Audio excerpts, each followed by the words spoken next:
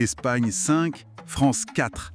Un score absolument fou, hein, de ce qui marque vraiment les esprits. Ah oui, complètement fou. Un match spectaculaire. Exactement. Et aujourd'hui, on va se pencher un peu sur le débrief qu'en a fait la chaîne YouTube de l'équipe pour essayer de décrypter ce match hors norme. C'est ça. Alors la question c'est, est-ce que c'est juste un accident de parcours spectaculaire, certes, ou est-ce que cette défaite, elle révèle des choses, des fissures peut-être plus profondes chez les Bleus? C'est tout le paradoxe en fait que cette analyse de l'équipe met en lumière. D'un côté, oui, un match magnifique, un spectacle total, 9 buts, incroyable. Entre deux grandes nations du foot en plus. Voilà, le genre de rencontre dont on se souvient, c'est sûr.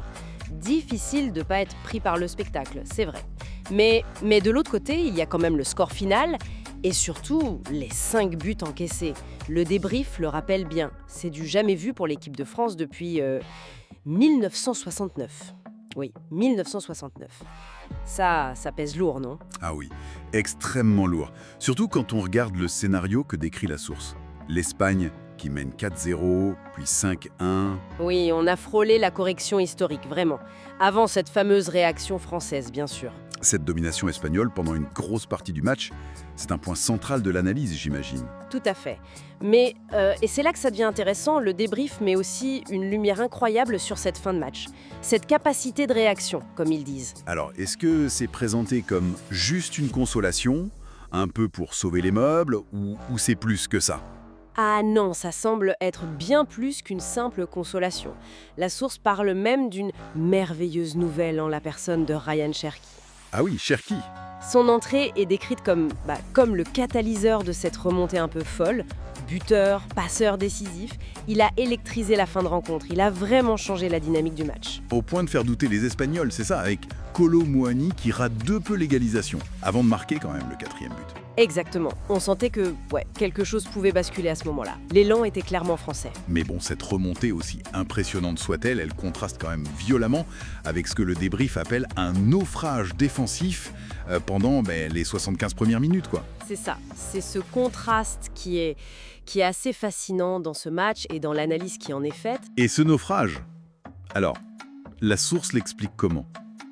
J'ai noté qu'il parlait de défense expérimentale, composition qu'on ne reverra jamais.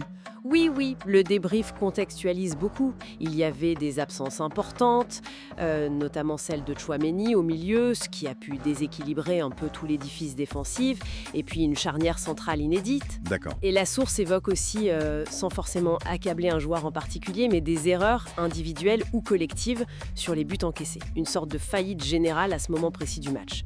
Ce qui nous amène à la question clé que soulève cette analyse de l'équipe. Finalement, quelle importance réelle on doit donner à cette défaite? Est-ce que le score final il est vraiment représentatif ou c'est juste le produit de circonstances, un peu exceptionnel? La source expose bien cette tension justement. D'un côté, il y a l'argument de la performance brute. Être mené 5-1 par l'Espagne, même avec une équipe remaniée, ça montre quand même une supériorité de l'adversaire sur une longue période. Et encaisser 5 buts, de toute façon, c'est factuel. C'est alarmant, comme le souligne le débrief. Voilà. Mais l'analyse propose aussi une autre lecture qui tend à minimiser un peu l'importance du résultat brut. Ah oui, comment ça? En insistant beaucoup sur le contexte. La fin de saison, l'enjeu qui est quand même moindre en Ligue des Nations qu'en Coupe du Monde ou à l'Euro. D'accord. Et surtout, cette défense complètement inédite. Donc pour cette lecture-là, ce qu'il faudrait retenir avant tout, c'est la force de réaction et la révélation Cherki. Ces éléments seraient plus importants pour l'avenir que le score en lui-même. Exactement.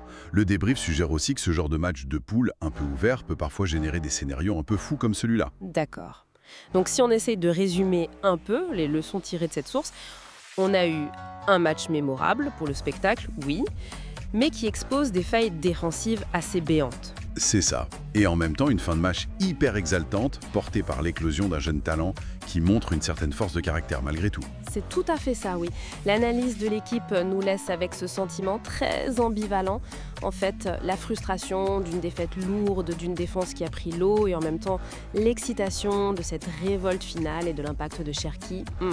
Et ça nous laisse avec une dernière interrogation pour la suite qui ressort bien de cette discussion. Cette fin de match flamboyante, un peu héroïque, est-ce que c'est finalement une sorte d'illusion, l'arbre qui cache la forêt d'une domination espagnole subie pendant près de 80 minutes, ou alors Ou est-ce que c'est le signe tangible que cette équipe, même dans l'adversité, même avec ces jeunes qui poussent comme Cherki, elle a vraiment des ressources mentales et techniques pour renverser les montagnes, même face aux tout meilleurs? la question reste ouverte effectivement, et c'est ça qui est passionnant pour la suite.